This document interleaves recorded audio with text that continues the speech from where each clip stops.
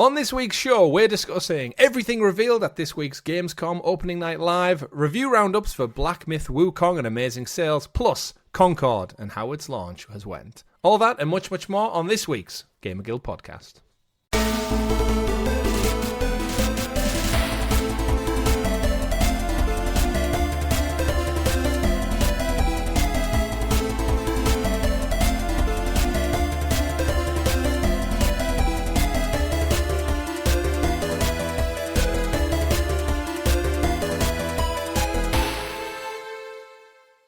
Good game, everyone, and welcome back to this week's GamerGuildTV podcast, your weekly show where we get together to round up all the weekly gaming news for your listening or viewing pleasure right here on youtube.com/GamerGuildTV, or as Richie would have you believe last week, google.com/GamerGuildTV.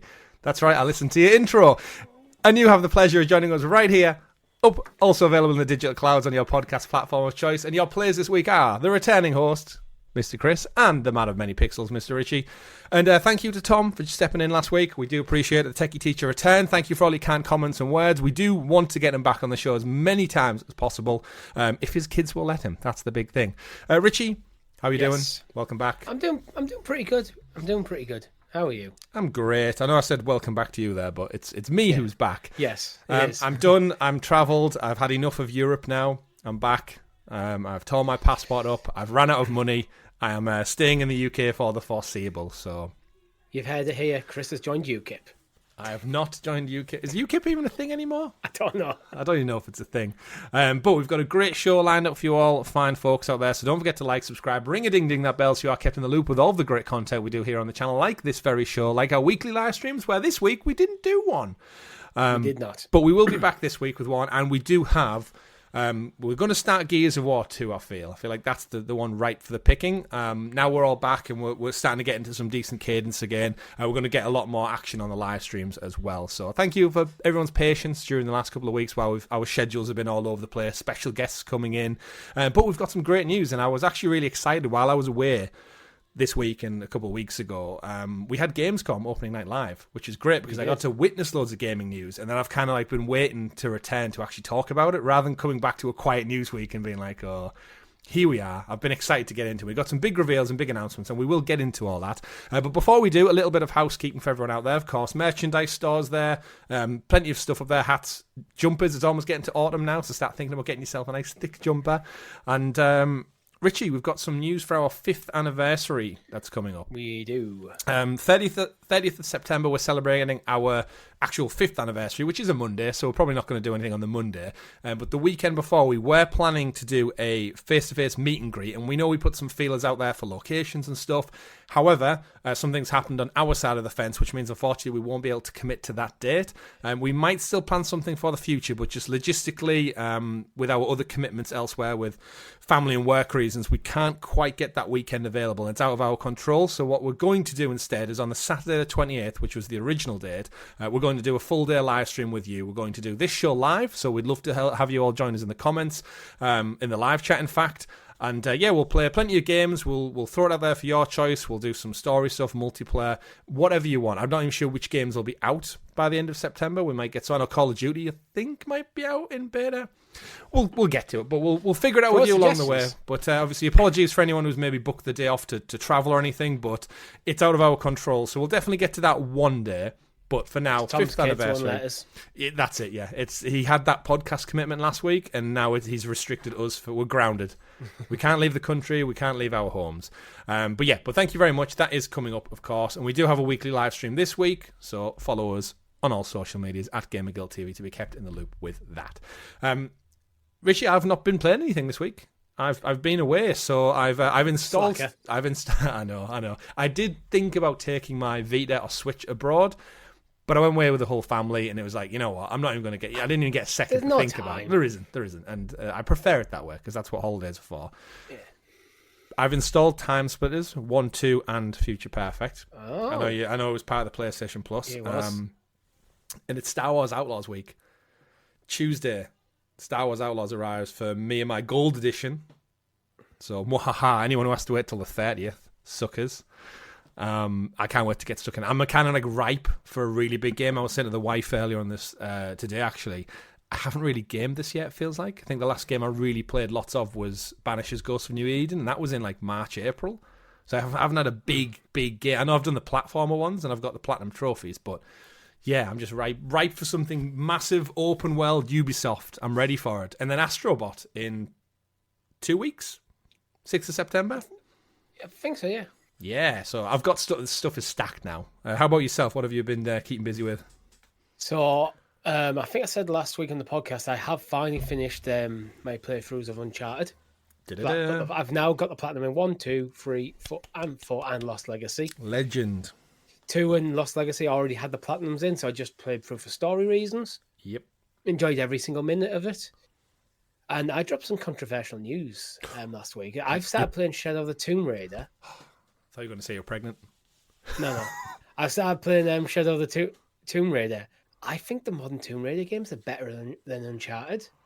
You take that back. I know. You take that back, sir. I said this in last week's podcast, and I'll say it again. I think the stories of Uncharted are better. Yes, overall, though, I think there's more game to Tomb Raider. To be argued with, yes, I could see that because of the mini open world. The mini open world, there's more. It's more mechanically interesting. It's a bit more diverse in its presentation. Mm-hmm. If you want a purely cinematic experience, Uncharted's your way to go. Oh, absolutely. But if you're looking, I think in general as a game, Tomb Raider wins. And you know what screwed over that franchise?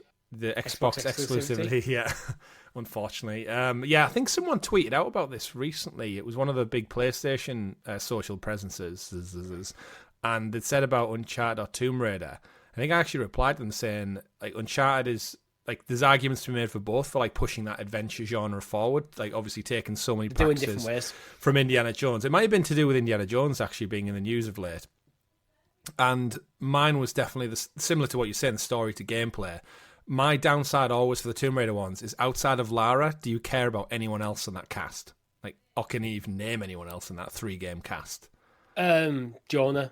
I think he's one of the only characters that is recurring across the games. And shout out to Roth, our northern Sheffield-born Sean Bean impersonator. Yeah. But I know what I mean. This is where I think the stories of Uncharted are stronger because you have a greater connection with a larger cast. But I think, and also because it is purely cinematic, there's very little side content to get distracted by. I think it keeps that story going, so you engage in the story right from the moment you start till when you roll credits. Yeah, because there's no sidetracking to do. Mm-hmm. Tomb Raider opens it up a bit more with its areas and it's collected with the more challenges, more side quests and stuff. There's more to do with Lara. Because it's got the crafting mechanics, it's got the weapon upgrade mechanics. That I think rounds it out as a gaming experience more. Mm-hmm. Without going too far straying too far and becoming an open world game full of mindless nonsense. Not to say all open world games are bad, but sometimes it is nice to restrict the focus. It is. And the Tomb Raider games look gorgeous as well in their own right. Oh god, yeah, absolutely. It's just this is what's baffling for me, that we're in a place where no one else has decided to copy it. Like if Microsoft did genuinely just make their own new franchise that followed those traits of Tomb Raider and Uncharted, they'd be onto a winner. Give us a new cast. Like it's the gameplay, I think, of both those styles that people love. Well, they have the king of the adventure genre in their library, but they've made him first person. It's semi. That's one thing that we're going to discuss when we get into the Gamescom news, is that it's kind of like semi-open world, and that was a weird thing that happened within the Gamescom, but we'll get into that. But I've got a really good soft place in my heart for the Tomb Raider trilogy and that one. More so the new reboot than the actual old ones. I remember playing Tomb Raider 2 on the PlayStation 1, and like I enjoyed it, and the tigers and the dinosaurs and whatnot, but then I think I was just too young to quite understand what was really going on. And we all remember those Lucasade adverts and Angelina Jolie doing her best. There's not much going on in them games. I think they're very plot light. It's more like get through the level. That's it. Then you get the next level. Absolutely. The Tomb Raider Angelina Jolie movies. Yes. The first one, the villain is Ser Jorah Mormont from Game of Thrones. Oh, really? It's like a nice little and he's got like black hair. And he's so young compared to Game of Thrones, you wouldn't recognize him. And I think the second one has Daniel Craig in, and Gerard Butler as well as like the. Oh wow! It might be the two movies have those people in collectively, but it's like you look back and you're like, oh, this is before they even went like famous themselves. But less said about Tomb Raider. We'll get into that if we get some hopefully news that isn't just about the TV series in the coming weeks. But Richie, we've got a busy show lined up for everyone. So as we said, strap in, folks. We're back into it. Thick games news, and of course, Jeff Keighley opened this week with Opening Night Live, which I think needs a little bit of a rebrand. You know, when he puts like ONL on the text and said Opening Night Live, I feel like it needs to have Gamescom in the title for it. Yeah. So you kind of just like, no, like I saw loads of stuff going around with like ONL. It seems like it's in my brain. It ticks over to Saturday Night Live, like a TV thing rather than a video games thing. And I think they're missing a marketing beat with really pushing Gamescom as like the end of the summer, because he's got Summer Game Fest and that kicks off and does great. But I feel like, there's something with Opening Night Live that isn't quite honest. With Opening Night Live, out of context, no one knows what it is. Yeah. You need the word Gamescom for people to go, oh, that's what you're talking about. Yeah, absolutely. But we cannot get into all that, Richie, until you introduce us to the graciously gathered GamerGuild Gazette, a.k.a. the news. News. How did Tom cope with the news rigmarole last week? Nailed it, did he? Is it the first time he's done it? I don't know. I think it's the first time he's done a one-on-one podcast with me since probably Sounds of Stadia. Damn. Yeah, I think he's done a few with you, but yeah, I think he may have done one with me and you since then. Wow. But yeah, the way it's shaped up. Did you imagine a world where we leave Rob and Tom to it? That'd be awesome. That'd be interesting. That'd be very interesting. Me and you sat on a beach with a beer listening to our own show, and neither are on it. Absolutely. Yeah, that'd be quite surreal, actually. But maybe one day. We are up to episode 54 of this particular show, but as a channel, as we reach our 5th anniversary, this is the 425th podcast we've done for our audience. Yeah. We're coming up on 500. It'll be here before we know it. All right.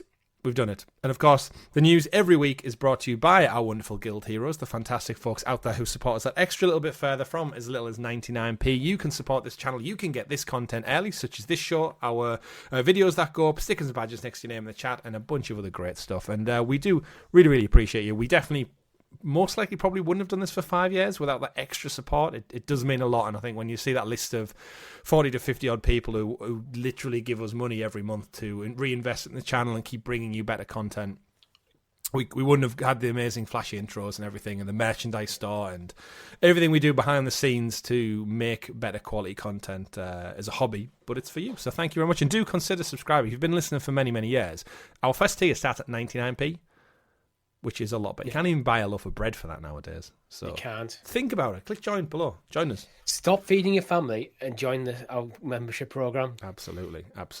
Right. Who needs bread? Who needs bread anywhere? Right, Richie. Opening Night Live. Part of Gamescom. Jeff Keighley was back. He doesn't stay quiet throughout the year, does Jeff, does he?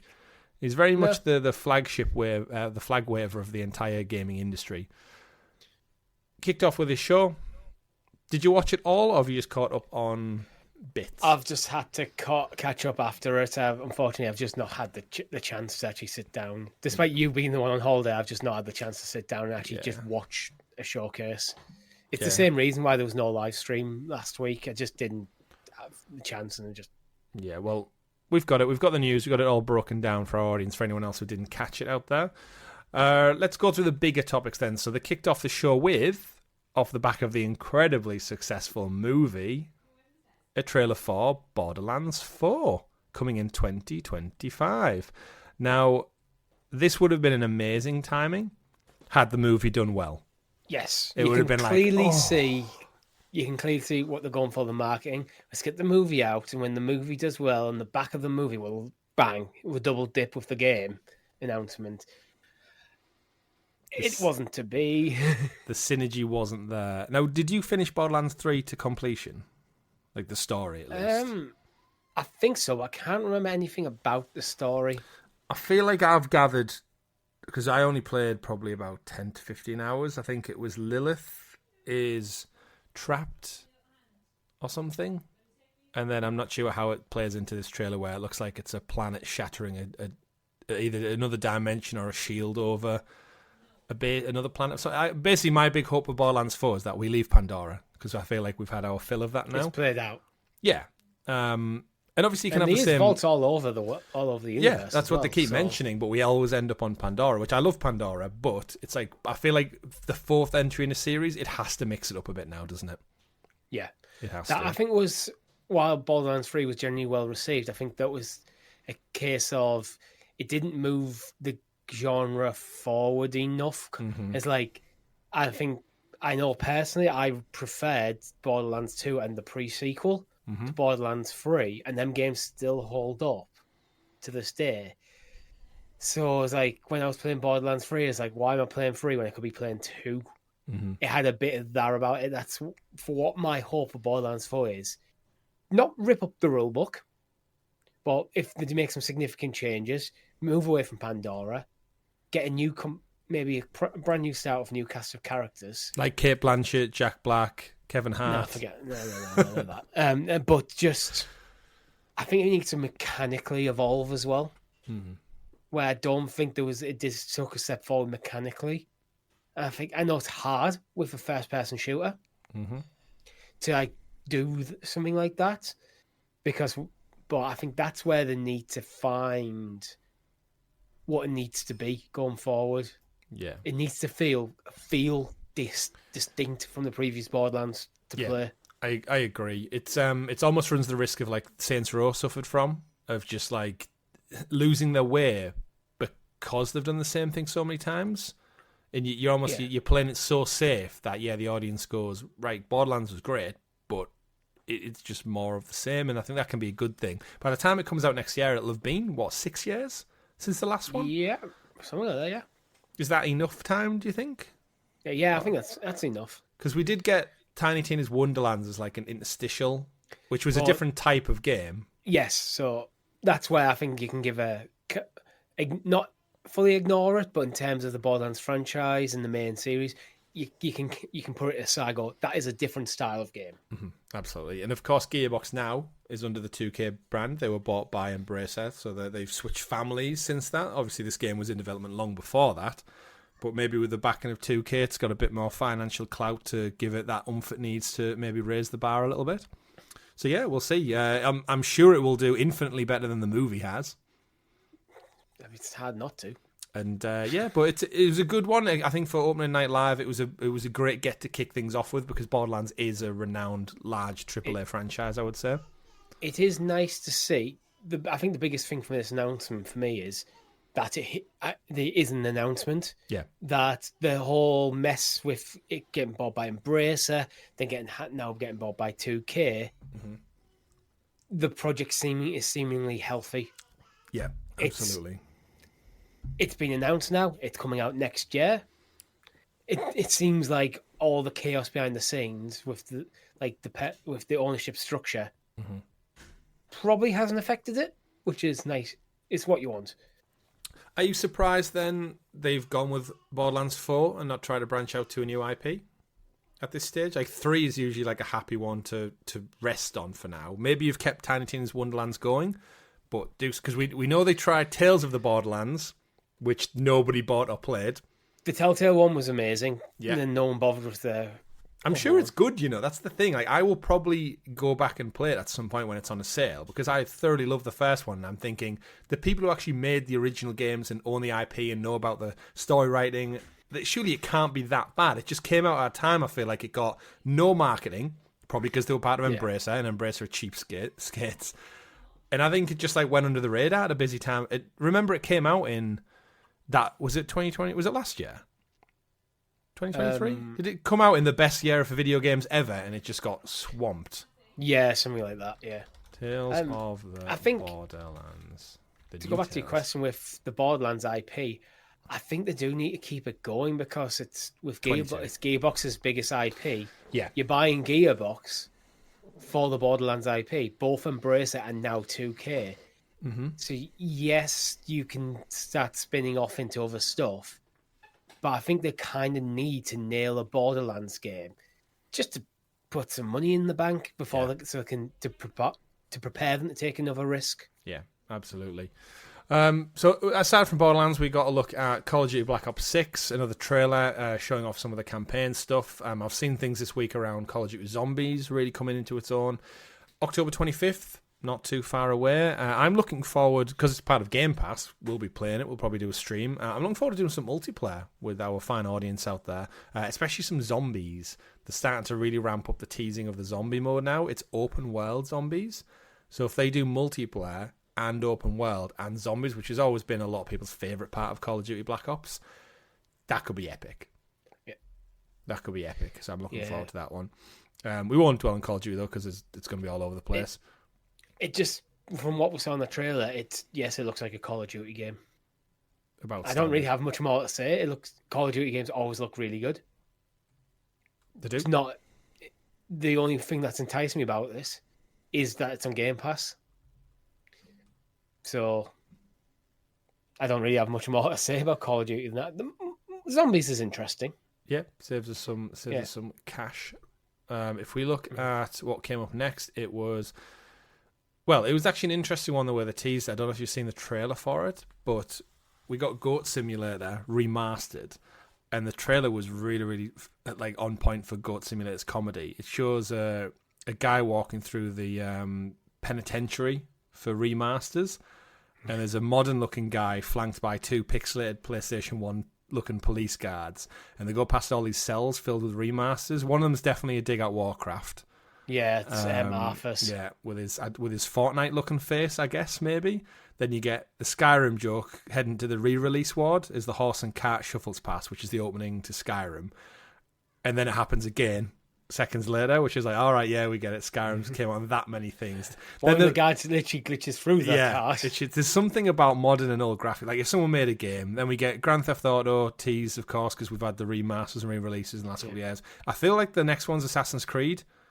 Yeah. Especially with the glitch face. Like that is 100% like an Assassin's Creed Unity era. He glitches out of the bars. Yeah, his long neck and stuff. But I feel like I would play a game just like this. Like just modern and old graphics like mixed in with each other. Yeah. I feel like there's definitely a concept there. But again, commitment to the bit. We see the goat. At this point, I was like, oh, it's Goat Simulator. I got it at this stage. They keep the horror vibes going. Obviously, Goat Simulator, we've had Goat Simulator 1, and then we had 3, right? Yeah. With the trailer at Game Awards, and that was the pull of the pull of the guys there was, of course, it was looked like Dead Island, didn't it? And it was actually Goat Simulator 3. So, of course, this one, it's actually Goat Simulator remastered. And they don't care. They just put it out. Goat Simulator is one of them. I think it's usually for like, what, £10, if that. It's always on a Steam sale, and you just mess around in it, really. But they're back. Yeah. I liked it. Jeff Keighley's clearly got some deals with these devs to get them out there. But yeah, go check it out. Go to check it out, in fact. When it comes out later on this year. Coffee Stain. What did Coffee Stain make on Stadia? They did a few things, didn't they? I can't remember. I recognise the name. We got Persona 3 Reload DLC, which we knew was coming anyway. That's part of the Aegis DLC, I believe. Episode Aegis, yeah. The new one, a new announcement. I thought this was quite a big one for the actual Gamescom opening night live, making sure which awards show we're at there, was Dying Light the Beast, which I think a lot of people initially thought this was DLC, but actually part of the Dying Light universe. It's a brand new game. It's a spooky first-person parkour game, if anyone's never played Dying Light before. It's a 20-hour standalone game in the Dying Light universe with the character from the first game. That's who you play as. Have you ever checked out Dying Light before? Nope, never played any of them. It's brilliant, from what I've heard. Never played it myself. It's interesting that, looking at this, it strikes me as one that maybe would have started as DLC, and then maybe it was. And then they've thought, oh, we can fill a gap here. They've done the Lost Legacy thing. In a way, yeah, but I think like 20 hours is a nice way to tie audiences over in the meantime. Yeah. With going back to the Uncharted games, I am really enjoying these kind of smaller experiences and then being able to move on without getting bogged down for like a month plus. Yeah. On a 60 to 100 hour game. It is kind of nice to just go, you know what, it's a contained thing. It's quite small. Once it's done, I can just move on. Yeah. I can just enjoy the experience. I think that's what's been quite refreshing for me while I've been waiting for Star Wars Outlaws, is going back and doing like the PlayStation 1 and 2 platformers. Is like Jak and Daxter took me maybe 15-ish hours. Sly Cooper was maybe 10 to 12. And then Daxter was maybe 10. All three for the Platinum trophies. And it was like, I never felt at any point like I was exhausting playing it or replaying parts. It was just like, yeah, went through it once and then went through for a little bit of a mop-up and done. And I was like content. I was happy. I enjoyed the games. I enjoyed the story, the characters. And like that was just the era that PS1 and PS2 was in, wasn't it? Like the games weren't 80 to 100 hours Ubisoft crazy levels of length. So yeah, if I was a Dying Light fan, and Dying Light 2 obviously came out only two or so years ago, to loads of awards and plaudits, I'd be happy with like another 20-hour experience set in that world, but in a different zone. Yeah, same. It looks good. Yeah, I need to get to one. I feel like I've seen the original Dying Light special edition on sale like all the time for like £7.99. It feels like one of them games, if it came to PlayStation Plus when you didn't have other things on, right, I'm going for it. I actually think it's one that I've installed onto my the main, what's it called? I was going to say HUD, but it's not HUD. What do you call the bar? Your bar. But what do people call it? It was on a PS3. It had a name. I can't remember it now. But to tell you what, you go away for a week and you forget everything to do with video games. Cross Media Bar. That's what it was called on the PS3, the Cross Media Bar.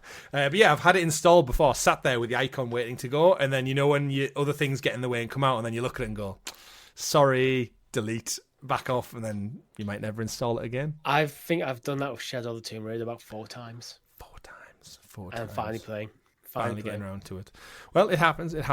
I think I had it on Stadia and never got around to it. Quite possible. Oh, you didn't have to install it at least. Yeah. We then got a trailer for Black Myth WuKong, which I'm going to interject at this point with a story that ties into it. I know you and Tom covered the review roundup last week.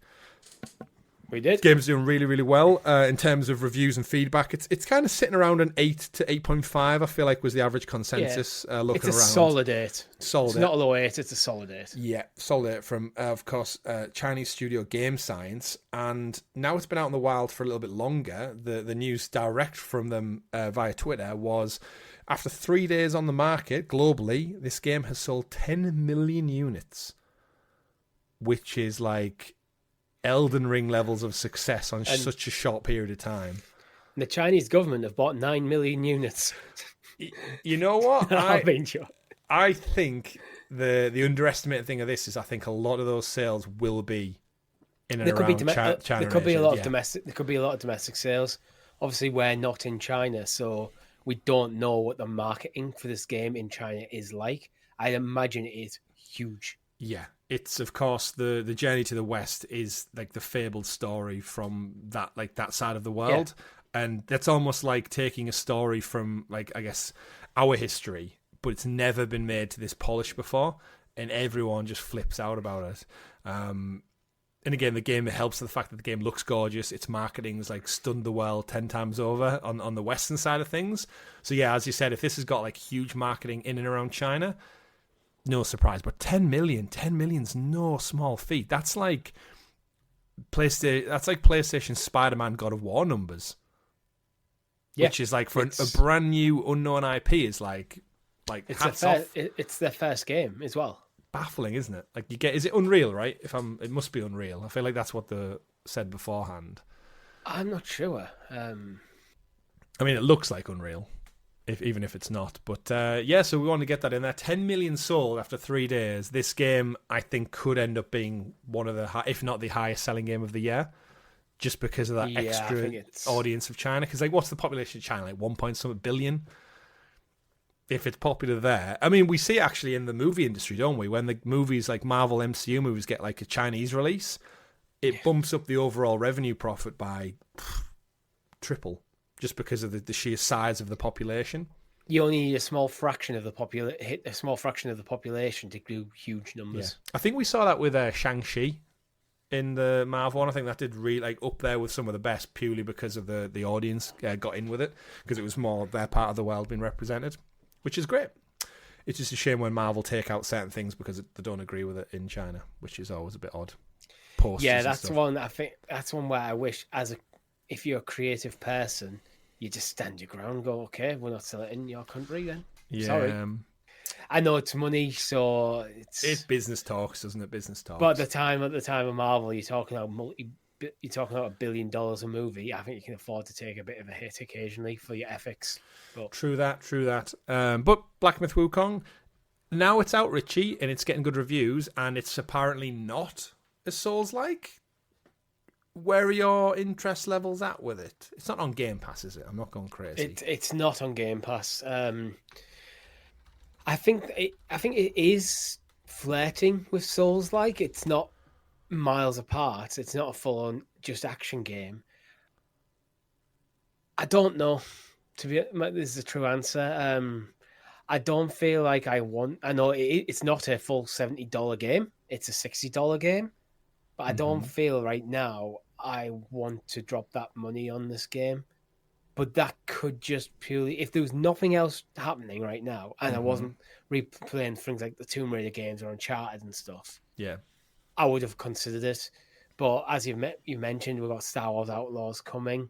I haven't pre-ordered it. I'm personally waiting for the reviews because I have a few reservations.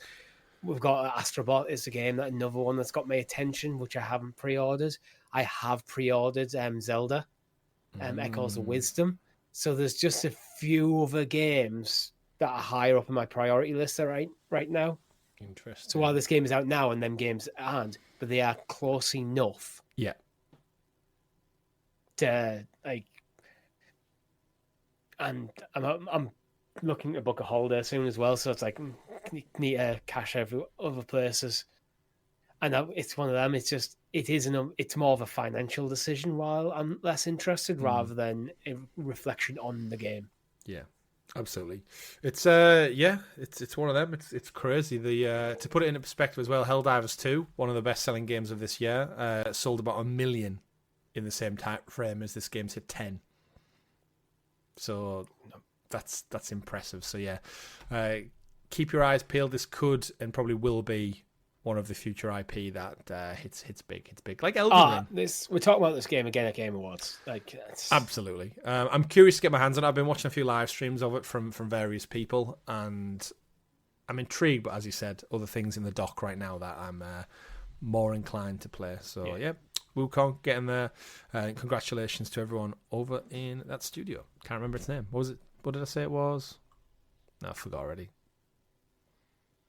Because they're brand new. Oh God, I'm blank. I said it like 5 minutes ago, but in my brain keeps going. It's the Chinese Room, but they're the ones who did Still Wakes the Deep. But it's because it's a Chinese studio and they're unknown. Next up, we got a little indie game, King of Meat. This is Amazon Games does Fall Guys essentially. We got a couple of more. Linked Banner of Spark. We got another trailer for Lost Records Bloom and Rage. Don't know if you saw this one, Richie. This is the Don't Nod team, not doing Life is Strange, doing their own Life is Strange. A group of teenage girls form a band, and then it gets all creepy and horror, spooky. Annoyingly enough, Richie, I don't know if you noticed this, they said the first episode launches on the 18th of February, and the second will arrive later on the 18th of March. So they might have gone away from the Life is Strange roots, but they couldn't quite get away to just bring the game out in one. Why do they say this? It doesn't work. It was Telltale's demise. The thing is, I like these style of games being split into episodes, but just release it as a single thing. Absolutely. Because the reason I like them split into episodes is it's nice to sit down and go, okay, for the next 2 hours, we're just going to play for 2-3 hours. We're going to play through this episode, and it's done. And then the next day you do the same, and the next day you do the same, next day you do the same. You get to the weekend, and the game's done, and you've had a good time. It's like watching a movie, sitting down to watch a movie or TV show where you might watch an episode or two a night. Mm-hmm. That's why I like them being episodic. But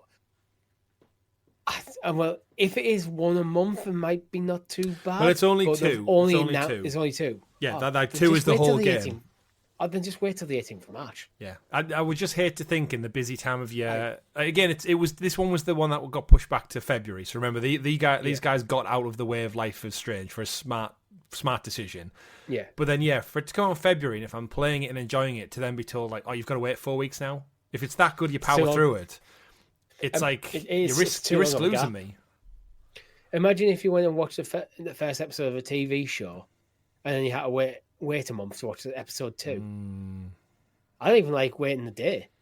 I know some people do like the weekly release schedule for TV shows. I'm a drop them all or watch them at my own pace. Yeah. Well, the weird one I was talking to the wife about is Rings of Power Season 2 is out the back end of this coming week, 29th, I think it is. Is it? Yeah, and it's launching with 3 episodes, and then it's weekly. Any marketing? Yeah, I've started seeing it this past week or so. Yeah. But yeah, 3 episodes, and then the rest is staggered. It's a bit weird.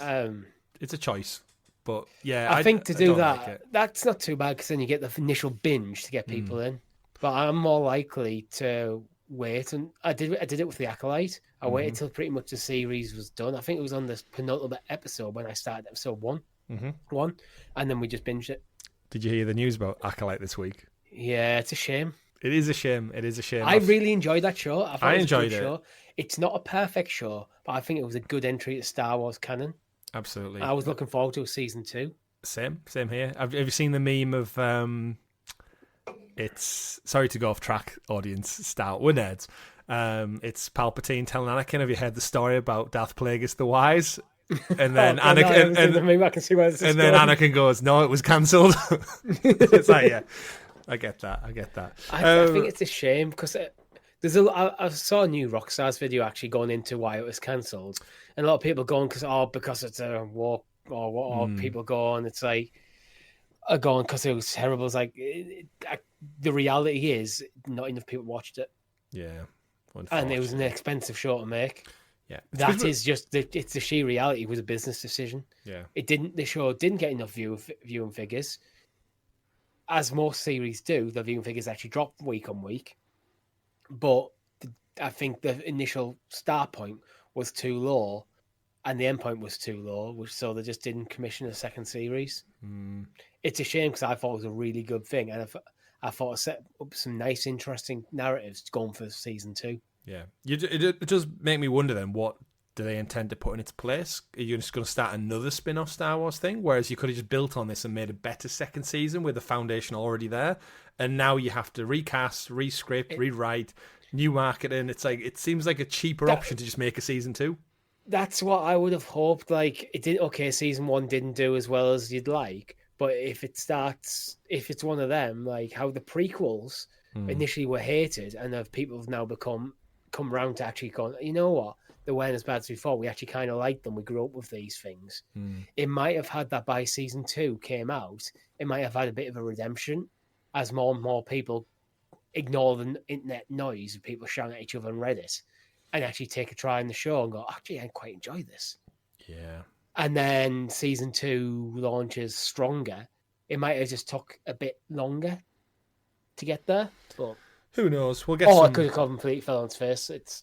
We'll get some movies. Soon enough. It's a shame. It is. I'm waiting for Rogue Squadron movie they announced, but then the director, I can't remember what the director was from. She did a good movie before, but I'm thinking, give me a Rogue Squadron movie, but give it to the director of Top Gun, and just make it epic. Yes. Maybe get the Rogue One guys involved as well. Give Tom Cruise a cameo. Yeah, maybe he's a really small shot stormtrooper. Anyway, back to Gamescom. After that slight Star Wars interlude, folks.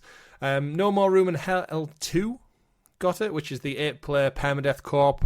We've seen this earlier on at the Game Awards, so it was just a little bit more of an update on that one. It's coming into early access sometime around Halloween. Makes sense. Get your marketing out there. Ark Raiders, which is the Concorde-esque looking one from the studio behind the finals, which did really well.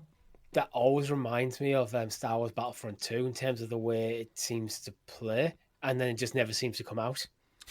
Yeah, I remember I think actually when we watched this maybe at Gamescom or Game Awards last year. Stadia. Yeah, that was probably when we covered it. I remember us being like, I like the aesthetics, I like the look of it. I like its overall vibe. And then we never really got any more information on it. It went quiet, but 2025 we got a release date ish. We Window. got at least Got a window. We have a 12-month window. I think hopefully it's interesting that they did the finals and then they've moved on. Not moved on, but they've got this in the bag as well.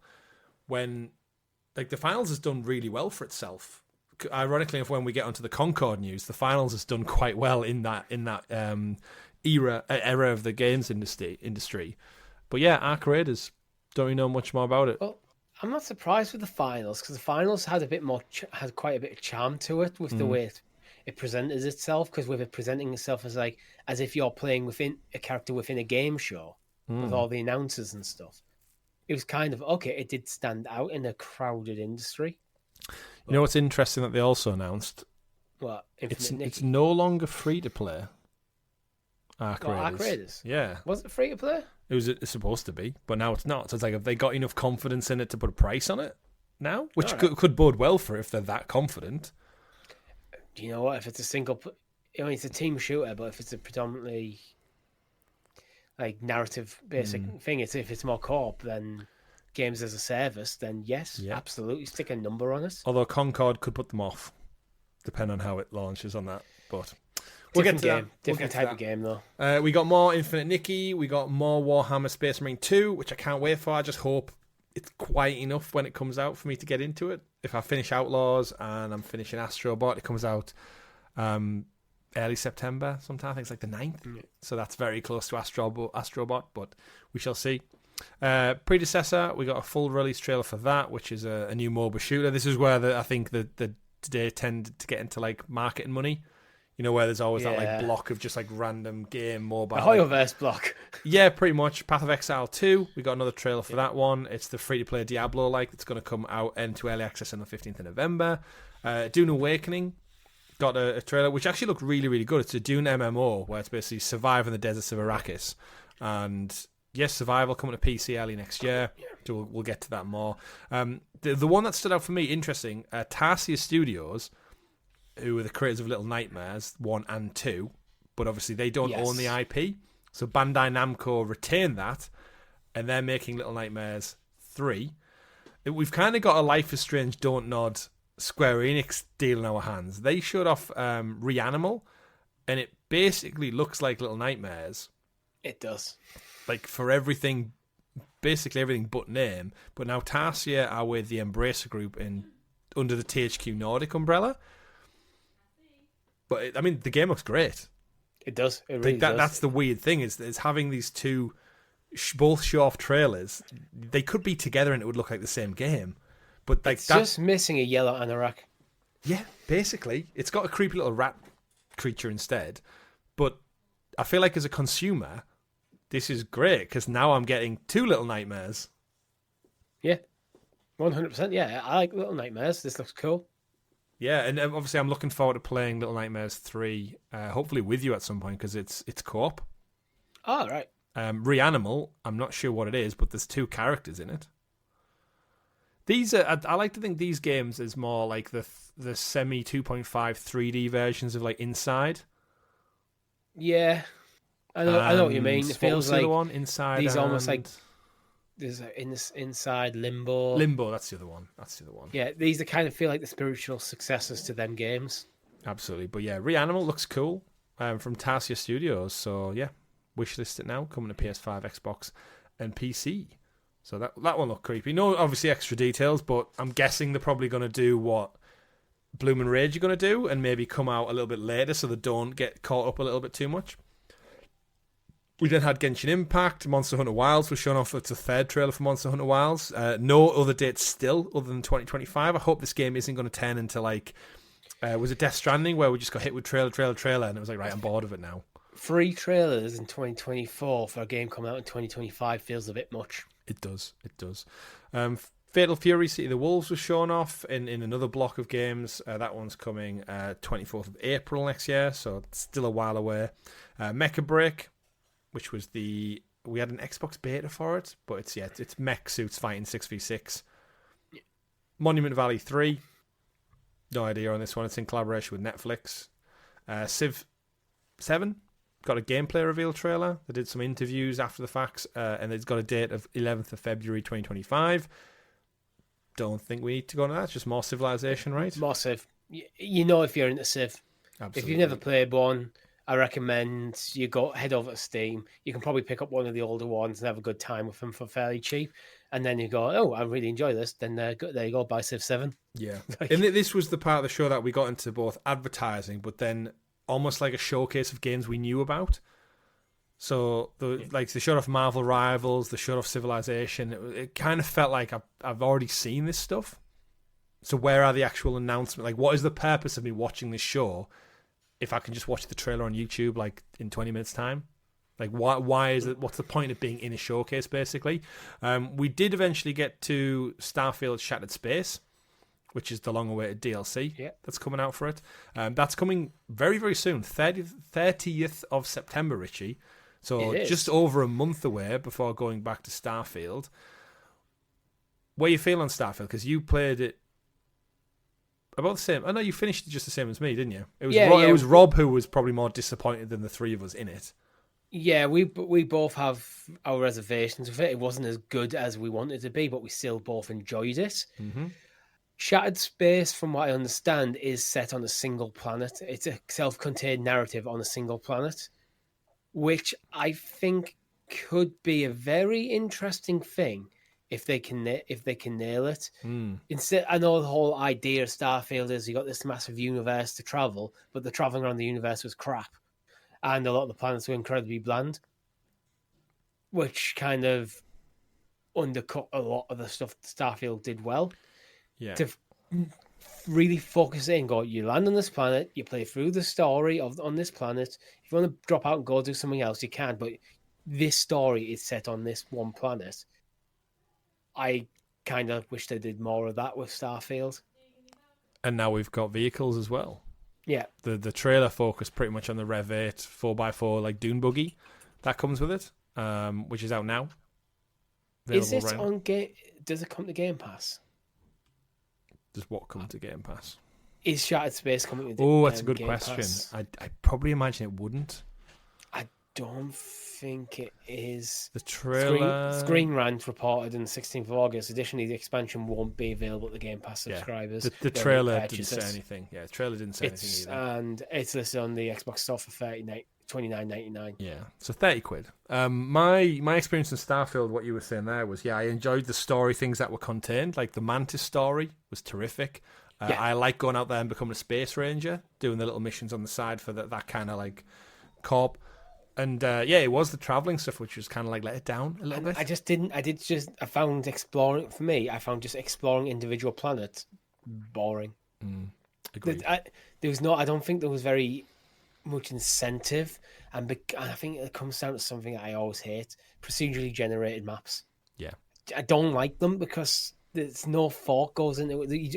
I like a person thinking about how this map interacts with the gameplay mechanics, interacts with the story. Mm-hmm. When you procedurally generate stuff, you just kind of rolling the dice and hoping for the best a bit. There's just too many planets, and most of them weren't interesting or largely pointless.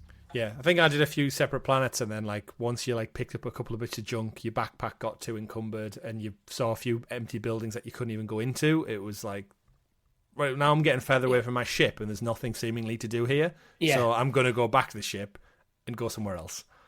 Yeah, and there's stuff like with Starfield is like, okay, I could go on this planet and mine for these resources to upgrade my ship. It's like, why do I need to upgrade my ship? Yeah. But so we know Starfield's going to be one of them titles that just gets better 100%. Over time. I haven't played it since the most recent patches, where I think they've done a lot to address a lot of problems. I think it may eventually. I'm hoping for like a No Man's Sky kind of thing in a few years' time. Going, oh yeah, Starfield's coming a long way. Maybe it's time to revisit that game. Yeah, I'll go back to No Man's Sky like Tom has. Yeah, but interesting. I think I might go back to Starfield when it comes to PS5 because I think that's on the cards. But we'll get to that when we talk about the news coming up later on at the end of the show. We then got a trailer for Secret Level, which was Amazon's new video game-themed anthology TV show, which is from the creators behind Love and Robots, which is a great little show.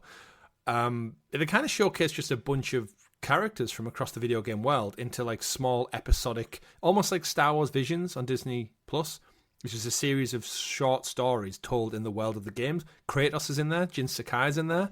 So basically going to get like little animations of a God of War episode, like a TV episode, like a 20-minute thing, which I think as a video game fan, like they showed Mega Man was one of the trailers.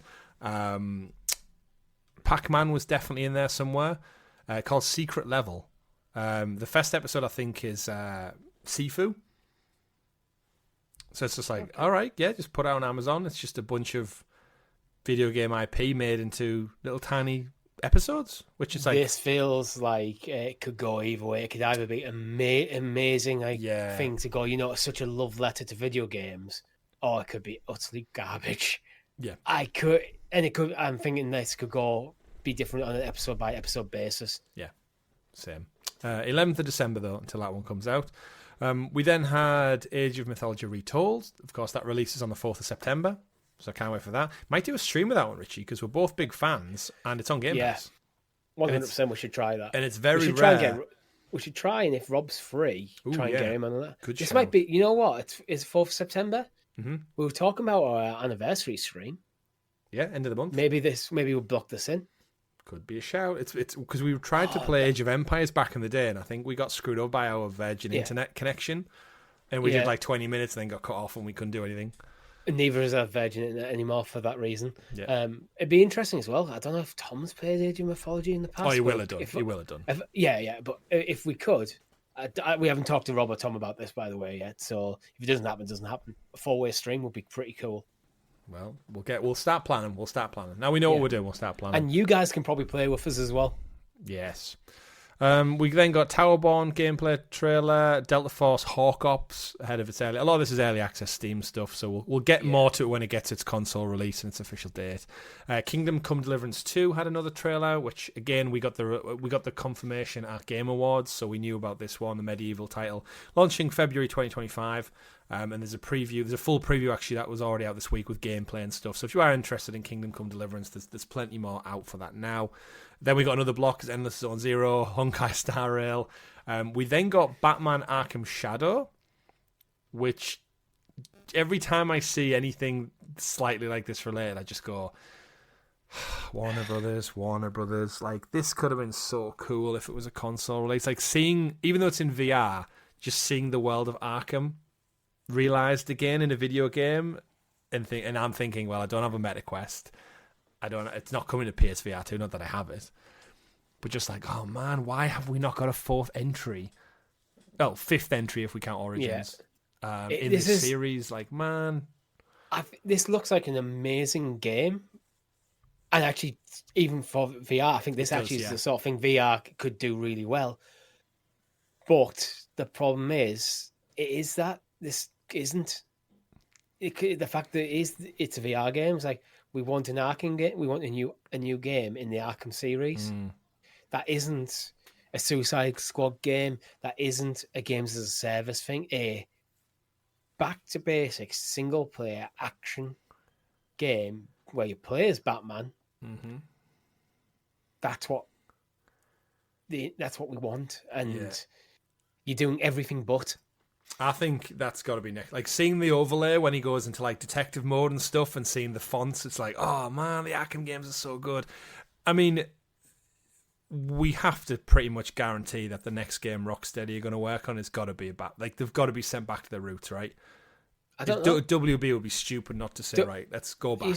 After the success of Hogwarts Legacy, WB said they're going to double down on games as a service. Yeah, but then after the failure of the other two, I think. Yeah, but it's like they hadn't produced a good games as a service game at that point, where the single player stuff largely did well. Shadow of War with an exception, and that was down to loot box nonsense. So when they've committed to an IP-based single-player action-adventure game, they've always done well. And when they've stayed away from that, they've done terribly. And so they doubled down on staying away from it. It's just mind-boggling. It's one of them. You just haven't. I feel like they don't have a clue what they're doing.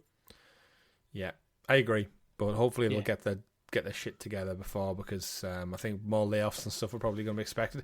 They're at an interesting point now where Rocksteady and WB Montreal, kind of both games came out within half a year, 3/4 of a year to get together. So now they've got two essentially Batman studios with two flops on the hand. What do you put them to task on? Like, I don't know. Another Suicide Squad, but this time it's going to be in VR and the games as a service. Yeah, and it's a mobile game. Oh yeah, of course. Yeah. As well. Either way, we'll see. WB are apparently looking at selling, so hopefully anyone can pick up, just not Embracer Group, can pick up Rocksteady and just put them a task on something. But back to Gamescom, we got Little Nightmares 3. As I mentioned it was just another trailer showing off the co-op side of it. Little Nightmares 3 being made by Supermassive now. So I said Tarsier Studios went and made Reanimal.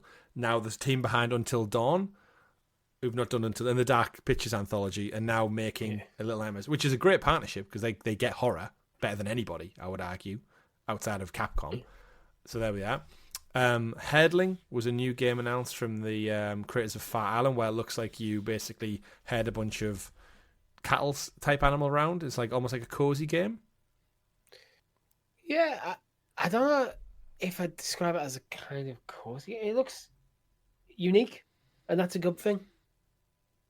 If the AI works with the herding. That's it. That's the big one, isn't it? Yeah. It did stand out for me just because it's different. It's from the people who made Firewatch as well, which it's been a while since they got out a decent game. But yeah, you basically herd them round, and it looked almost like a horror game to start off with. And then it cut to actual gameplay, and you go, oh, okay. It's just little yak creatures and a young lad in a anorak coat going around like a nice, colourful world. But yeah, any game where you have to herd animals, you always do wonder. But it's an interesting premise. It's a little bit different. I'm thinking it's probably more leans into like puzzles, like how do you get them across certain areas, avoid obstacles, maybe don't kill them. Who knows? Yeah. But Herdling coming early 2025, as well as another title announced. Keep going. Masters of Albion. Peter Molyneux was on stage. Didn't really understand what this one was about. We then got Squid Game Unleashed. Do you want to touch on that at all? Yeah, with Masters of Albion, it reminds me a bit of Dungeon Keeper, where you're playing it is like a strategy game where you're building up your base, but you are kind of a god in that world, and it's things like you can possess. You could possess one of your soldiers and go into a third person view, so you can actually go about fighting the battle yourself. So it's an interesting kind of quirk on them, and on like a real-time strategy kind of thing. It's like Age of Empires, but you can do a bit more as an individual. Yes. Interesting. Yeah, I think it looks pretty cool. Yeah, what did Peter Molyneux do before? Peter Molyneux, because the name rings out the name so well. Is synonymous. Yeah. Was he Fable? I think he did work on Dungeon Keeper before he destroyed it by making it a stupid mobile game. He's one of them names where as soon as I hear him, he's been around for 20, 30 years. He was like under Bullfrog, so stuff that he worked on. Theme Park, Dungeon Keeper, Black and White, the Fable series. It must be Fable then. Yeah, Fable is probably, yeah. He's British, right? I believe so. He was born in Guildford, so yes. Guildford. Good old Guildford. Yeah. Squid Game Unleashed was also announced, which just looked like, it's a Netflix mobile/cloud game. If you've seen Squid Game the show, it's more like little party games. We got another trailer for Unknown 9 Awakening, which I still hate the name of. It's one that looks like Assassin's Creed Mirage, but with like power elements almost. They showed off a live action trailer, which, interesting enough, they got the actress who played Yen in The Witcher to kind of like model the character on, so they're kind of leaning into more, maybe a little bit of star power. I personally don't understand the point of a live action trailer for a video game. It's cheaper to make, I think. That's it. You hire an actress and get to do the mocap without the mocap. Yeah. But they did drop a release date, though, of 18th of October 2024, which means it's coming out just a few weeks ahead of Assassin's Creed Shadows, with such a similar style game as a new IP. bit of a risk. I think this would have been better pushed back to February, March, like the Bloom and Rage did. Yeah, I think there's a good game in there, but I think they've messed up the marketing, really. Because I don't really think they've showed us enough of what the game is and why it stands out amongst quite a crowded genre. Yeah, if I'm right, and correct me in the chat comments if I'm wrong, I believe it's based on like a book and TV or anime series at some point. So it's got like a history somewhere elsewhere in another medium. But where that's enough to pull it. I think that's why the Unknown Nine is so attached to it, because it's from them. For as a gamer, though, as a new IP, it just looks a bit lost in the mix with everything else. Yeah. It looks solid, but it's not jumping out in a way of, especially in a crowded end of the year, go, you should play me. Yeah, absolutely. It's like, you should play me when I come to PlayStation Plus or Game Pass or something, when you got a chance. Next up, we got Arena Breakout, Diablo DLC trailer, which we knew was coming. Vessel of Hatred is coming 8th of October. We got another trailer for the first Berserker of Kazan, which was at the Game Awards, which is coming out. The closed beta is October this year. Another trailer for Ara History Untold.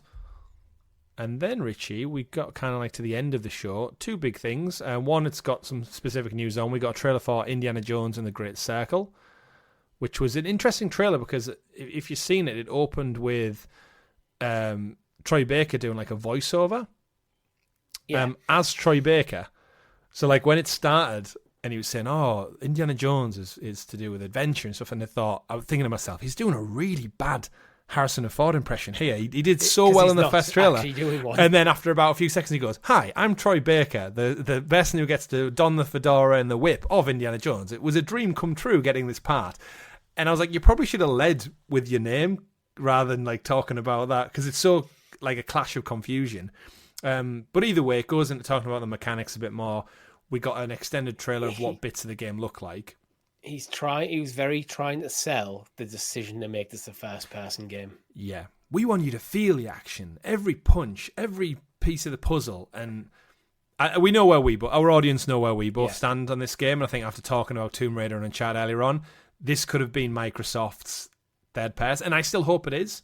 Machine Games fully committed to that first person. That's what they know. It's their bread and butter. I can't wait for this. We got a date for it, December 9th. So it's coming out just before Christmas. It does, unfortunately, miss the Game Awards cut-off now because of that date. That's fine. It can be there for next year. Recency bias. You know it's not going to be there. Unless it is phenomenal. Yeah. But what else did it come with? But I think you need to be phenomenal anyway. So if to win the Game of the Year, either has to be a crap year or you have to be phenomenal. That's true. So if it's good enough, people will still be talking about it in the year after it comes out. Well, I'll tell you why they might be talking about it, Richie, because it's also coming out on PlayStation 5 in spring 2025. So that might give it a little bit of a recency bump. They talked about afterwards as well in some interviews about Indy's skill tree, and they also talked about being able to backtrack to certain areas to complete his journal. So we very much have that Indiana Jones / Uncharted journal tracking to go back for mysteries and puzzles. Weirdly enough in the trailer, What platform? I mean, my intention is I'll play it on Xbox because I don't have the patience not to. Yeah. But I'm going to enjoy the story on Xbox, and then move on 100% getting the platinum for PlayStation in the springtime. So Xbox are going to get my money either way. It's Game Pass. But Richie, the way they did this on stage, I don't know if you've seen it, is they said they did the trailer, they released the date, and then Jeff Keighley went, oh, and one more thing, and the audience were like, what is it? And they turned round and went, coming to PlayStation. It was like, oh, if you're like an Xbox diehard, that's got to sting. Like the one more thing is, and it's coming to. Why would you not hold this information until after it's launched? Hold it till January, right? I think it's a weird move. I think in general by Jeff Keighley there, because after every showcase of the recent years, everyone's been bemoaning it. Just the kind of show just fizzles out, and we do like that one more thing to kind of go to close out the night. Oh wait. Before you say what you're saying, there is one more thing after this. There is. I know it is. But it's like, you want a big hitter. And so, and one more thing. It's coming to PlayStation. Feels a bit in going, I've heard your criticism, and I'm just going to keep ignoring that. I think with Opening Night Live, I don't think Jeff has as much hold on it as he does with the other ones, because it is ran by Gamescom, though. So I think he doesn't have as much leniency with what goes into it. But in terms of the Indiana Jones news, I mean, I'm thrilled because I get to play it on PS5. This reinforces my theory of, because it's Disney, I think this is the same thing that's going to happen with Blade. Because Disney get virtually no money from Game Pass because there's no actual physical sales, there's no £70, $70 units being sold because it's free.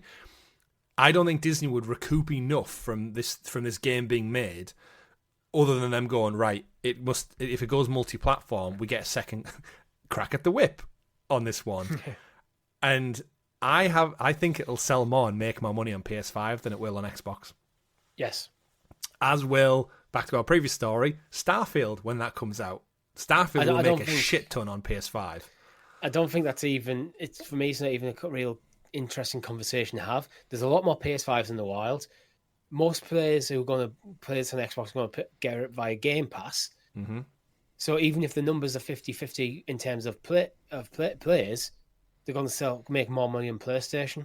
Yeah, absolutely. So in order to make more money on Xbox, the numbers who will play on Xbox are going to have to be so far ahead of PlayStation, despite the lack of hardware, like consoles in the wild. They're operating in different scales, I think, unfortunately, for Xbox for this. But they're double dipping on the money, so they'll get the most out of it on Xbox. And then they'll get the most out of it on PlayStation. And as a consumer, I don't mind. Phil Spencer's been quoted at Gamescom in an interview saying, like, reinforcing that Xbox and Microsoft, they're a business. And I think they need to just rip the Band-Aid off. I said Band-Aid because I've been listening to a lot of podcasts. Rip the plaster off and just say, like, look, there'll be timed exclusives. Like most things, like there'll probably be some that stay, like Halo, maybe. Yeah. But you know what? If you put Master Chief Collection, if you put Gears Collection on PS5, I would play the shit out of those, as would millions of other people. He's already said they're doing it on a case-by-case basis. Yeah. So he's already said it. It's like, game by game, we'll make a decision whether we keep it on Xbox or we'll push it out further. But remember when they said these games only, when they announced those initial 3, and then said, like... Yeah. Indiana Jones, Indiana Jones and other ones won't be. Starfield. And then now I think we're at a point where it's just like, just commit to it. You know what? If you're on Game Pass, if you're on Xbox, you get to play it 6 months early. If you have patience and you don't want to be in the zeitgeist and getting it at launch, you can buy it for full dollar price on the other platforms. I get why he's been a bit non-committal because it keeps control of it. Because if he goes, we're committing to Xbox exclusivity for our first-party titles for 1 year, then they'll come to other platforms. That then sets the expectation. And then if a game absolutely blows up on Xbox and he doesn't want to put it over on PlayStation, especially if it's like a games as a service kind of thing, he's stuck. Yeah. Because he's always promised people it'd be coming. Absolutely. So I get why they're being kind of non-committal. That's why I think, in balance, them going, it is a game-by-game decision. Yeah. It's probably the smartest move, even if it's less interesting for us. Yeah, well, we've seen it in the news this week. Sea of Thieves has passed 1 million copies sold. If you think about that, the game was priced at $40, £40, which means 1 million sold. That's made Microsoft $40 million, roughly. Yeah, for an old game. Minus overheads. But and Sony's cut as well. You'd imagine they take 30% cut minimum. But it just goes back to seeing, like, in a weird, interesting twist of fate, the other news story this week, there's Avowed is apparently locked at 30 frames per second, and people are arguing that the Series S is holding it back. And then if Avowed ever comes to PlayStation, we're in a weird place where if we get the long-rumoured, badly covered-up PS5 Pro, is Avowed and Indiana Jones is the best place to play these games with a couple of months' patience going to be on PS5 Pro? Because Xbox have said there is no plan for another console. They're going next gen in a year or two, probably. It's such a weird place we're in. Like, again, as a consumer who has all these things, we're eating happy, right? Well, I think Obsidian have made a mistake with Avowed here, because it's all well and good them saying not every game needs to be 30 frames per second, and I actually do agree with that statement. Mm-hmm. Given the choice, I'm going for higher frame rate over higher graphics nowadays, every single time, because I think graphics in most games are at a standard where they're good enough. I'd rather have the game feel smoother to play and slightly less visually impressive. And I think a lot of people say the same thing. So maybe on the Series S, you could go, it's locked to 30 frames per second, it is what it is. On the Series X, you're given a choice. Do you want to scale back the graphics? Or player choice is always the best decision in these cases. So I think that's a bit of a mistake. Because there is a lot of people out there who are diehard, needs to be at least 60 frames per second, or I'm not interested, and now not interested. Yeah. It's a curious one. Yeah. So, final then for you, Indiana Jones, what's your plan of approach? I don't know, because you're not as big a fan as me, are you? I'm nowhere near. I am interested in the game. And it comes back to everything about Xbox for me at the moment, because my Xbox is in a house where I basically don't live. It's the complications around that. So this is why most of my gaming nowadays is on my Portal, because that's just how I'm playing games at the moment, and I don't have an Xbox equivalent. And I know there is hardware out there like the Steam Deck and other things. But if you had the perfect setup, what's your preference? Everything's in one house. You're good to go. Is if the game's doing cracking, you think if you enjoy it on Xbox, maybe pick it up? I wouldn't double dip. I wouldn't if I'd play on Xbox. Not in for that platinum trophy. No, we'll see. I don't know if it's. It depends. If it was, let's say I don't get to it in December and it comes like June, July. Well, I can't remember when you say it comes out. And it's a 50-50. I'm going PlayStation just because I'm slightly more invested in that ecosystem. That being said, I get it for free on Xbox, so I'll probably go Xbox. So it's Xbox, yeah. Interesting. Well, we'll have a stream on the channel, and I will be doing a retro look back at some of the PS2 games. So I've got Staff of Kings and forgot what the other one's called. It's on my shelf somewhere. I need to rewatch the movies. Yeah. It's gonna be I haven't seen them since I was a kid. I can't wait. I'm hoping this fills the gap between... Again, I'm disappointed with the first-person stuff, but I think Troy nails it. The graphics look great. I trust Machine Games because the Wolfenstein games are amazing. Yeah. So I'm here for it, and I hope they do nail it. But I'm also happy it's coming to PlayStation at some point, because if I do really enjoy it, it's one of them, like I said, I've got such a love for the franchise and the IP, I will 100% go back to it if I'm not playing anything in the spring. If it hits at that quiet time in the spring, there's nothing else out, I'm probably there for day one, so looking forward to it. And then the final one, which I know our audience are going to get onto me about, the big final announcement for Mafia, there you go, that's a spoiler, from Gamescom was Mafia: The Old Country, closed out this year's opening night live. We got a teaser trailer for a brand new Mafia game, and this time they're going back, Richie. It's going to take place way back when, in the Old Country, so the formation of the actual Mafia in Italy, way back when. I can't remember what official date they said. I think it was it's basically the turn of the century. So think like 1900s, like railroads and the Wild West, just about starting to become industrialized a little bit. I think this is a great move for the Mafia team. I think the Mafia trilogy did its thing in like the 30s, 40s. But I think going back to turn of the century and telling a different story with a whole different cast and just a different setting tone, like the whole color palette of this trailer makes me think like I could be in for this.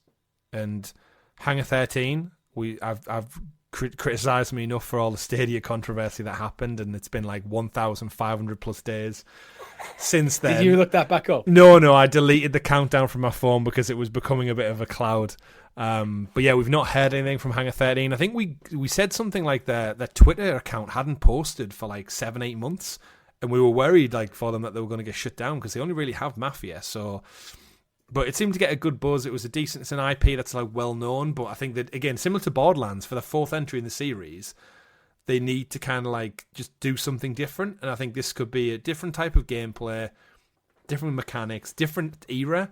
Obviously still focused around Mafia, but just doing that little bit different. Enough that's changed to get people back in. Or people who haven't played it, like myself, to get into it. And I think if this gets enough like early hype and decent pre-reviews, this could be like a good starting point for me. And then I might go back and check out the other ones. Unless I've played Mafia on stream, because everyone keeps getting on me in our Discord about that. I think I'd be more interested in this than any of the other Mafia games, because in like the kind of classic 1950s, 1960s era of Mafia stuff, I just have no interest. It's just not a setting I'm particularly interested in myself. Taking it back further, I think could be quite interesting. Yeah. And the old country actually might be referring to Italy as well. Yeah, I think it is. The origins of the Mafia. So taking it out of like New York 1950s and put it into maybe 30s, 40s Italy could be actually really quite an interesting move. Yeah, to explore something that is less explored. Yeah, it has my interest just on that, just on the setting. So yeah, let's see how it does. And that was it for Gamescom. So plenty of games shown off, lots of indie titles, lots of Honkai Star Rail action going on, and some interesting things to talk about as we get more information, probably leading into the Game Awards. We'll probably see a lot of these again at the Game Awards at the end of the year, as Jeff likes to do. And obviously we'll have played a lot of them. Things like Indiana Jones and stuff we'll have got our hands on. Even though it won't be part of the Game Awards, it'll certainly be spoke about by us at the end of our year Game Awards. There was a story we were going to touch on, which was Concord, but I'm actually thinking about putting a pin in that, Richie, because we're going to do Concord reviews. However, now I'm thinking about it, we've only really got one from an official channel, which was Gamerant. Yeah, at the time of recording, it's... Because it launched this weekend out of its early access, but I think to give it a fair shake, I want to give it... Like, every major site is, like, review in progress. So I think rather than... Because we haven't played of it. It's got no interest for me. Yeah. So I think rather than talk about this week without knowing the full picture... Because I've heard the game's really good, it's really fun, but the general conversation is like, oh, is it going to fail? Is it doomed to fail? And it's like, well, I want to at least give it like its dues and let people get hands on it and see how it fares.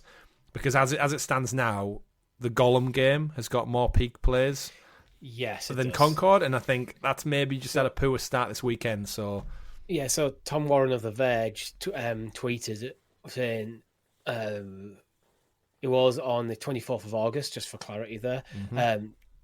At the time of his tweet, Concord had 697 all-time peak concurrence. This is on Steam. That's dated August the 23rd. Lord of the Rings Gollum had 758 all-time peak concurrence on 25th of May 2023. So in the equivalent window. Mm-hmm. And there's a lot of commentary beneath his tweet about the $40 price tag doesn't work when there's so many good free-to-play shooters. Mm-hmm. But we can see how it shapes up with the reviews when they come out. But it's not a good start. It doesn't. Live games as a service. We've said about WuKong. We've said about Helldivers. We'll see. I feel like this game, although it is a PlayStation game, it does. In order for it to survive, I think it did need to capture the PC audience the way Helldivers did. Yeah, and it seemingly hasn't due to the Steam numbers. But we'll see. We'll give it a week. Could turn it around, and we'll get back to it. Last couple of quick news stories. Xbox Digital Series, the sexy Galaxy Black Edition, and the 1TB Series S and X all digital without the disc drive versions. They've got a release date of October 29th and October 15th for the retrospective one. It depends on the country you're in. Pre-orders are up now. Go order them. $300 for the 1TB Robot White, $429 for the 1TB Digital X, and if you want the 2TB Galaxy Black Special Edition, which is the one I would want, $549. So I think I'm going to pass on that now, Rich, after 2 holidays in short succession. But we'll see. Ubisoft have also announced they're going to resurrect Heroes of Might and Magic for its 30th anniversary. We got a little bit of a trailer for Might and Magic: The Olden Era, it's called. I remember playing this game, but I don't really remember much of it. It was one of those games you pick up in like Wilkinson's or a Woolworths off the rotating rack. And I had it, and I really enjoyed it, but I didn't really know what I was doing. It was like a turn-based fantasy, like you viewed the map from a strategic overview. And I think it was like probably similar to Final Fantasy, but I can't really remember. I remember thinking the cover art on the game was cool as anything. But it's nice to see that it's back for its anniversary, and Ubisoft are reviving it like they did with... We're talking about back in the day before things like YouTube and a million like game trailers to kind of reselling on it, where box art doesn't really matter for video games in terms of like marketing anymore. Back then it was huge. It was your main point of sale. Oh, when nowadays I think that everyone is, if you're interested in a game, you pick up your phone, you look at the trailer and make a decision. Absolutely. Absolutely. And then the final one is there was a Lego set confirmed for Mario Kart sets that are on the way. So coming New Year's Day 2025, although you'd like to think they get out for Christmas. We got some cool Mario sets, which I think we would have all been over as kids. And I'm just waiting for my daughter to get a couple of years older so I can get them for her, of course, not me. Her. Yes, for her.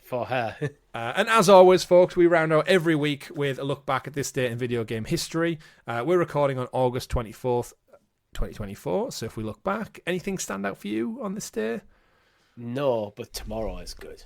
Oh, is it? Let's have a quick look. Yeah, nothing standing out for me for today's date. Aliens Fireteam Elite 3 years ago. I've been watching all the Aliens films actually recently. Haven't seen Romulus yet, but we've watched all the others. Oh, interesting fact about Romulus then while we're here is the actress in it, the director, when he played The Last of Us Part 2, you know, Dina in it, spoilers for The Last of Us Part 2, Dina is obviously pregnant at some point in the game. Yeah. He got an idea to make one of the characters in Romulus pregnant to add that extra level of threat that you're carrying a child whilst in space with aliens around. I've not seen Romulus, by the way.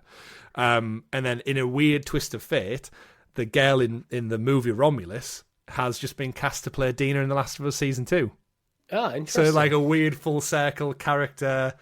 One of them weird things that just happens in multimedia. But yeah, I thought so. When does he go see it? The girl, presumably who's playing Dina, is in it as pregnant Dina from the game. But before, she's a good pregnant actress. Apparently so. I'm looking forward to Last of Us Season 2. But yes, August 25th, Richie. I'm guessing you're thinking 27 years ago today in 1997. Yeah. GoldenEye 007. Do you need anything else? No, not really. I think that'll do it for me. That's it. Well, I think GoldenEye 007, one of the greatest games of all time. And it's one of the defining games in its genre. It's like, there you go. And the pause menu music. I can't do it. I can't emulate it. 9 years ago, Until Dawn on PS4, which is about to get a release this Halloween. So shout out to that one. And Psychonauts 2, 3 years ago, which I feel like Psychonauts 2 is one of them series I would enjoy. And it's on Game Pass. I just need that window and that vibe to go bound to it. But that does bring us to the end of this week's episode of the GamerGuild Podcast. Of course, thank you for everyone who tuned in. Don't forget to like, subscribe, ring that bell so you're kept in the loop. If you want to keep talking with like-minded gamers out there, the link for our Discord server is in the description below. People talking about games, reviews, what they're playing. There's team-ups, community, anything you're possibly looking for. Join our Discord server. We'd appreciate having you with us if you listen to the show. Drop us a comment. Help us with the engagement, share it with your friends, like the tweets and the Facebook posts and stuff, as we help, of course, grow this beyond our 5th anniversary and beyond the 425 episodes we've already brought you. But that's been it for this week. My name's been Chris. And I've been Richie. And we're back, baby. Remember, folks, play whatever makes you the happiest. We'll see you next week. Have a great week of gaming. Goodbye. Bye.